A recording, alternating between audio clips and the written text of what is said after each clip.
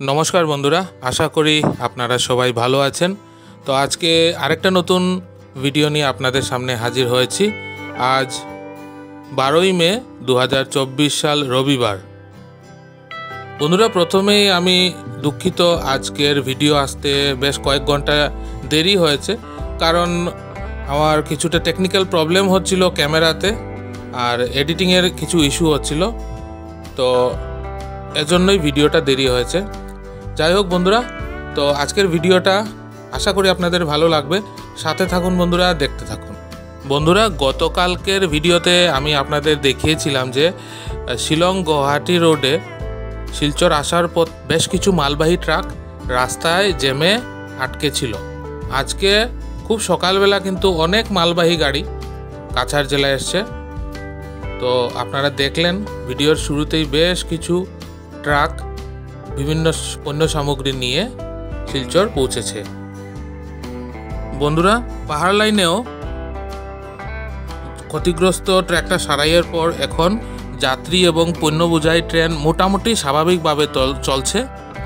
গতকাল জাটিঙ্গা লামপুর এলাকা দিয়ে দুপুরে পার হয়েছিল নিত্য প্রয়োজনীয় সামগ্রী নিয়ে দুটি মালবাহী ট্রেন। এর কিছুক্ষণ পর ত্রিপুরা ও কাছাড় জেলার জন্য পেট্রোল ও ডিজেল বোঝাই দুটি ট্রেন এই অংশ দিয়ে পার হয়েছে। বন্ধুরা, এখন আমাদের বরাক উপত্যকার করিমগঞ্জ এবং হাইলাকান্দি জেলার যে কটা পেট্রোল পাম্পে জ্বালানি তেল ছিল না, সেগুলোতে কিন্তু এখন পর্যাপ্ত পরিমাণে জ্বালানি তেল আছে। আপনারা দেখতে পেলেন এখন যে জ্বালানি তেল বোঝাই ট্যাঙ্কারগুলো আনলোডিং হচ্ছে পেট্রোল পাম্পগুলোতে। ধীরে ধীরে সব কিছুই কিন্তু স্বাভাবিক হচ্ছে বন্ধুরা।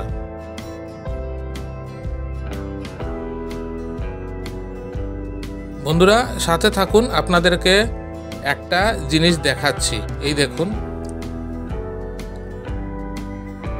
হাইওয়েতে রেলওয়ে লেভেল ক্রসিংগুলো যে আছে, এগুলোর অ্যাপ্রোচগুলো বেশ কয়েকদিন থেকে ভাঙা, মানে বেশ কয়েকদিন বলতে বেশ কয়েক মাস থেকে। এই যে দেখলেন, এটা হচ্ছে শালচাপড়া লেভেল ক্রসিং। এখন সকাল 8টা, তাই ভিড় খুব একটা নয়, কিন্তু যখনই এই রাস্তায় গাড়ি চলাচল বাড়বে তখন এই জায়গাতে এই ভাঙা লেভেল ক্রসিংয়ের জন্য কিন্তু প্রচুর অসুবিধে হয়। আর এটা হচ্ছে কাটাখাল লেভেল ক্রসিং। দেখুন কি অবস্থা হয়ে আছে। এত লোড থাকা একটা রাস্তায় যদি লেভেল ক্রসিংয়ের অ্যাপ্রোচ এমন ভাঙাচোরা থাকে, তাহলে কি হতে পারে সেটা আপনারা নিশ্চয়ই দেখে বুঝতে পারছেন। আমি এই জায়গাটা ক্রস করে গেছিলাম, তাই আবার বাইকটা ঘুরিয়ে এনে আপনাদেরকে দেখালাম। আমি আবার সামনে গিয়ে দেখাচ্ছি বন্ধুরা, আপনারা দেখুন।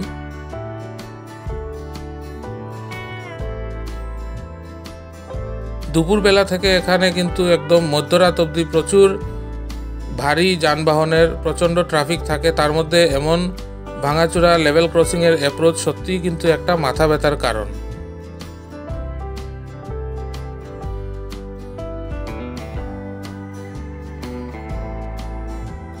বন্ধুরা, আমি এখন হাইলাকান্দি জেলার বোয়ালিপাড়ে যে ইন্ডিয়ান অয়েলের পেট্রোল পাম্পটা আছে তার থেকে কিছুটা রিফুয়েলিং করব। কয়েকদিন যাবৎ এখানে কিন্তু পর্যাপ্ত পরিমাণে তেল ছিল না, তার জন্য পেট্রোল পাম্পটা বন্ধ ছিল।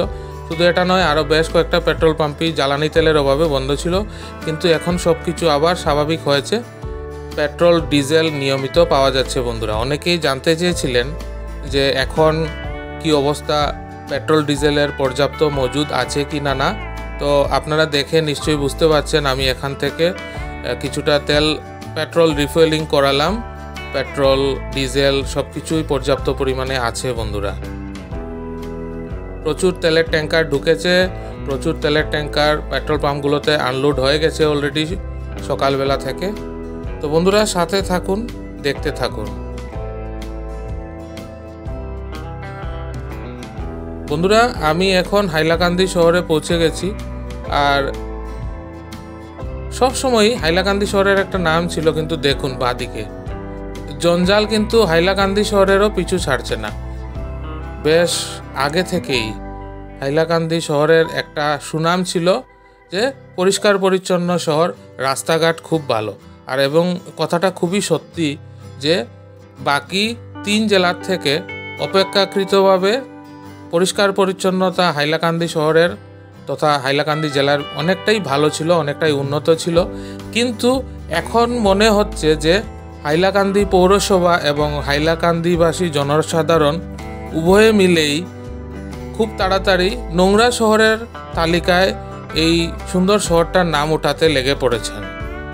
এটা কিন্তু সত্যি মানা যায় না। দেখুন, একটা পরিষ্কার পরিচ্ছন্ন শহর বলে যে শহরটার নাম ছিল, এই শহরে আজকাল রাস্তার দুপাশে এমন জঞ্জাল আবর্জনা দেখা যায়, সেটা সত্যি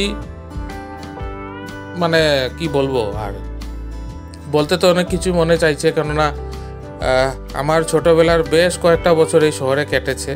আমি ছোট থেকে দেখেছি এই শহরটাকে খুব কাছে থেকে, কিন্তু এখন সত্যি এই শহরের চেহারাটা কিন্তু ধীরে ধীরে নোংরা হওয়ার তালিকায় কিন্তু সংযোজিত হচ্ছে। বলতে খারাপ লাগছে, কিন্তু সত্যি কথাটা আপনারা নিশ্চয়ই দেখতে পাচ্ছেন রাস্তার দুপাশে।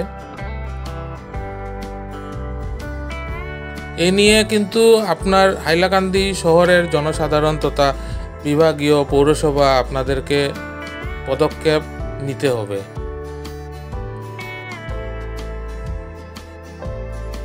দেখুন বন্ধুরা, বাঁদিকে একটা গার্লস হায়ার সেকেন্ডারি স্কুল, এর সামনে স্তূপীকৃত আবর্জনা।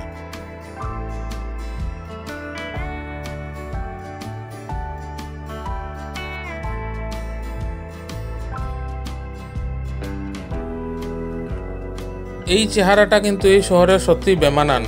আগে কখনো কিন্তু এমন হাইলাকান্দি শহরে দেখা যেত না, কিন্তু আজকাল দেখা যাচ্ছে যে শহরের রাস্তার দুপাশে আবর্জনা ফেলা হচ্ছে।